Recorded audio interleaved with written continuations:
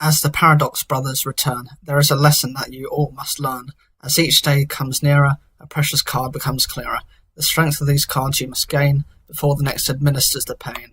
As the three trinities come to light, they bring such an unstoppable might. Soon the reckoning will commence, but you remember to recompense. Hey guys, what's up? Sorry for the beginning, but I couldn't help myself. This is an information video about the new Duel Links event, which began earlier today for the return of the Paradox Brothers, and an opportunity for those of you, much like myself, who didn't have the opportunity to get the characters during the first event, as I hadn't downloaded Duel Links beforehand. The cards that are brought about this time are Labyrinth Wall, a 3000 defense monster that only requires 1 tribute, nice for stalling until you get the cards you need. Extragate is a quick play spell card that allows you to decide a level between 1 and 12, and your opponent banishes a card from their extra deck with that level. If they don't have a card, then you must discard 1 card. This card has its benefits with strategies that you can guess, such as with the expectation of Twin-Headed Thunder Dragon. The next card is DNA Checkup, a card that lets you draw cards if your opponent doesn't guess the attribute of a face-down monster you control, the downside being that they draw 2 cards if they guess correctly, and it means you reveal a card that you have set, revealing your intentions. Destruct Potion enables you to gain life points by destroying one of your own monsters, the problem being there are already cards that do something similar, such as Option Hunter. I suppose the main benefit is that you destroy the card, so if its effect works from destruction, it can be triggered, and a life point gain could then be treated as an additional benefit. The next card is Damage Gate. This enables you to summon a monster from your graveyard equal to or less than the amount of damage you took from an attack. It's got its benefits if you took a large attack, and can position cards into the graveyard effectively, such as the current Dragon support from Red Eyes and Blue Eyes decks. Next card is Dimension Gate. This enables you to banish a monster you control, so it can work if you know your monster would be gotten rid of already. And this card can be destroyed in response to a direct attack to retrieve the banished monster, enabling the card to be used at perhaps a better time. Those are all the super rare cards. The next cards are the rares. The first is Labyrinth Tank. This card is a decent fusion level 7 with 2400 attack and defense. It can be effective in duels, but its problems include requiring 2 cards that in themselves are weak, and would risk your opening hand having weaklings. Dungeon Worm is another card. It's not that great. It keeps true to a card used in the original duel with the Paradox Brothers against Joey and Yugi when they duelled in the maze. It was a tag duel. It being a level 5 with 1800 attack has no purpose.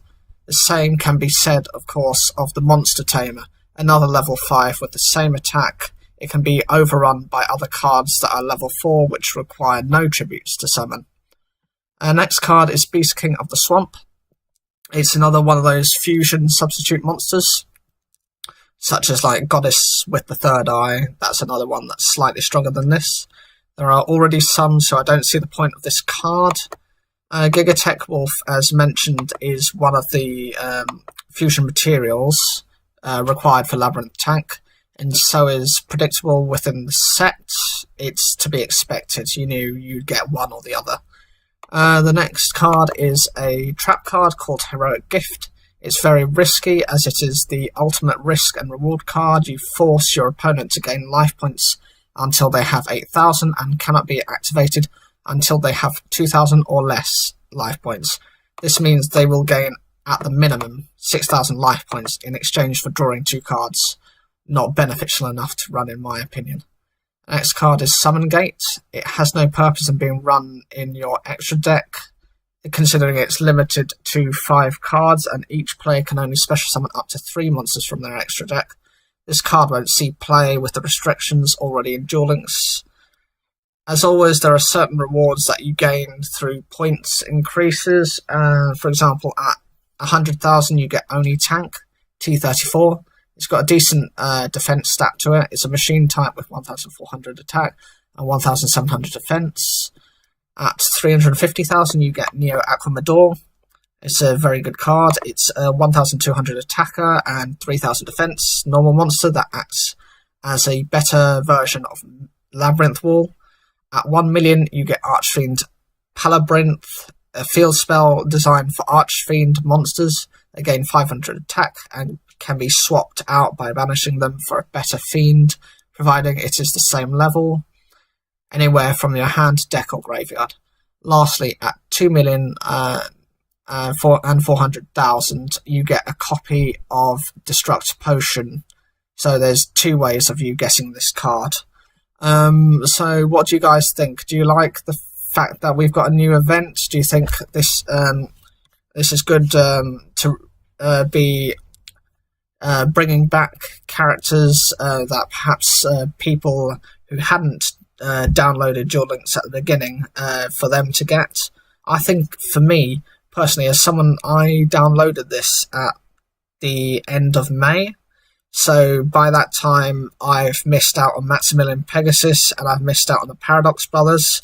I've managed to get... I've also missed out on, what's his name, Yami Bakura. But hopefully they will be revealing more events with them and bringing out cards with them as well. So as always, guys, please leave a like on the video, please comment, please subscribe, and thank you for taking the time to watch the video.